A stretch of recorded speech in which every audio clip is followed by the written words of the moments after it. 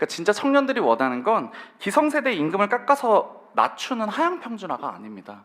그 임금 체계가 없는 사업장에서 일을 하고 있는 청년들에게 표준 임금 체계를 만들어서 도입을 해서 낮은 초임을 높일 수 있는 그런 것들이 꼭 필요하고, 그리고 이제 한 가지 조금 더 말씀드리면, 채용 단계에서 임금 정보가 공개되지 않고 있습니다. 사실 수많은 채용 공고에서 임금에 대한 부분은 회사 내규에 따름 아니면 면접 후 협의라고 표기되어서 지원자들이 쉽게 알 수 있는 구조가 아닙니다. 그래서 이제 이런 부분에 대해서 입사하고 나서야 내 급여를 알 수 있게 되고, 입사했는데 그 급여가 너무 낮다 보니까 퇴사하는 비율도 점점 높아지고 있고, 그래서 이제 이런 정보의 그리고 또한 이런 것은 이런 정보의 비공개로 인해서 청년들의 저임금이 고착화되는 그런 결과를 낳는다라고 생각합니다. 그래서 저는 오히려 지금 청년들에게 필요한 것은 법률을 개정해서 채용 공고 시에 임금을 명시하는 것을 의무화하는 것이 필요하다라고 생각합니다.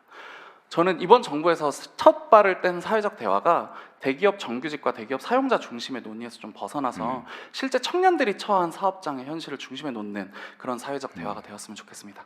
감사합니다. 원래 채용 공고할 때 임금 조건을 게시하게 돼 있지 않아요?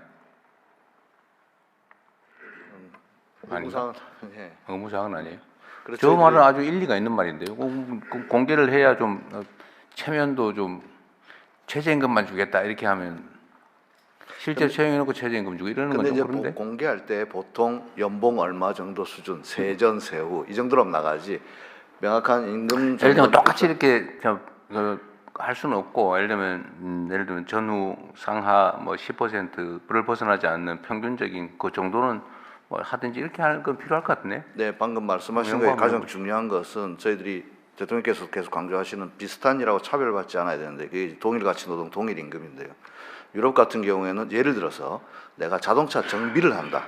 내가 자동차 정비를 하는 노동자로 취업하고 싶다고 하면 내가 현대차든 기아차든 쌍용차든 불문하고 어느 정도 수준이라는 것이 공시가 되고 산업별로 이렇게 하니까 그게 쉬운데, 저희들은 기업별로 교섭을 하고 그게 기업의 일종의 영업 비밀일 수도 있고 하기 때문에 그 영업비밀. 예, 그런 문제가 있습니다. 그래서 저희들이 동일 가치 노동 동일 임금으로 가기 위해서 반드시 이 헌법적 가치를 실행하기 위해서는 첫 번째로는 정부에서부터 아까 금방 말씀하셨던 임금 정보를 취합해 가지고 산업별로 표준적인 임금 정보를 제공하고 그걸 토대로 해 가지고 노사가 협상하게 촉진하고 이럴 생각입니다. 그래서 청년들이 볼 때 내가 최소한 어디에서 일하면 이 정도의 대가는 받겠지 할 수 있는 기준점을 삼을 수 있도록 제도를 마련하도록 하겠습니다. 대개 선진국들은 산업별 교섭을 많이 하지 않나요? 국제 기준은 산업별 교섭입니다. 실제는 어때요?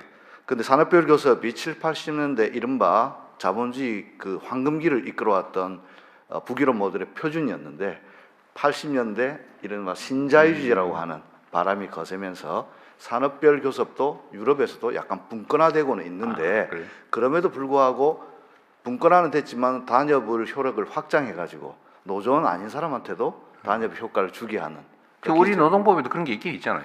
우리도 지역별 일반적 구성력, 지역별 지역별 구성력, 구성력 있고 기업별 구성력이 있는데 실제로 하기에는 예를 들어 한 지역의 3분의 2 이상 정도 돼야 되는 조건이 까다롭기 때문에 저희들도 지역별 구성력을 좀 완화하거나 아니면 아까 여기 박명준 박사 이야기하셨던 지역에서 어떤 모범을 만들어 보려고. 어쨌든 그 점에 대해서는 또 사용자 측의 입장은 또 다를 수도 있어요. 네, 물론 그렇습니다. 어쨌든 그런 얘기들을 터놓고 한번 해봐야죠. 네. 네. 일방적으로 할 건 아니고.